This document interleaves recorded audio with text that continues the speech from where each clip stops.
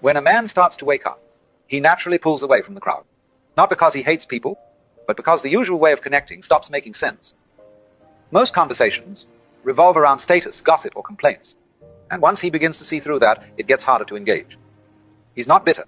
He's not isolating himself out of pride.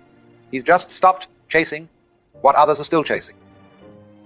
He starts to notice the performance in everyday interaction, the need to be liked, to belong, to say the right thing. And without making a big deal about it, he quietly steps back. People might still wave. They might still offer small talk, but the connection is no longer there because it was never real to begin with. He didn't cut ties. He didn't burn bridges. He simply stopped pretending.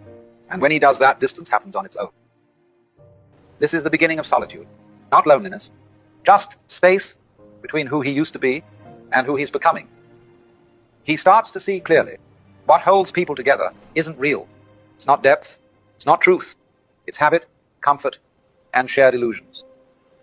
People bond over complaining about their jobs, over chasing status, over defending ideas they've never truly questioned. He used to do the same. He used to think that was connection. But now it feels more like noise.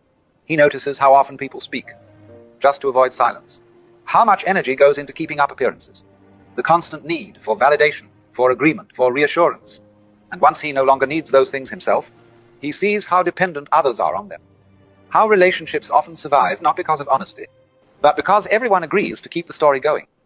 He understands why people hold on to what feels familiar. He still cares. He still listens, but he no longer plays along. That shift, subtle as it is, creates distance all on its own. From the outside, he might seem the same.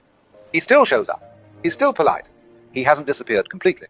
But something fundamental has shifted, and the people around him can feel it, even if they can't name it. They sense that he's no longer trying to impress anyone, that he's not looking for approval, that he's not playing the social game anymore. Some find it admirable, others find it unsettling, because he's no longer easy to read, because he's not performing for anyone. He doesn't flatter, doesn't compete, doesn't entertain, and that makes him hard to place. People might say he's distant, or too quiet, or that he's changed. What they really mean is, he no longer fits into the roles they've grown used to. They liked him better when he reflected their values.